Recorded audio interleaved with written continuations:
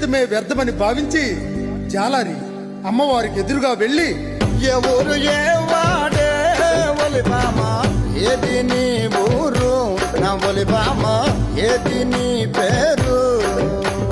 కన్నది మా కన్నపల్లి జాలారి, అత్తవారు బొట్టపాడు జాలారి, నా పేరు పోలమ్మ.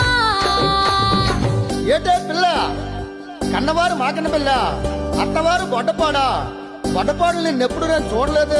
నాకెప్పుడైనా నువ్వు చూసావా? చూశానురా జాలారి. చూసావా? ఎక్కడ చూసావే?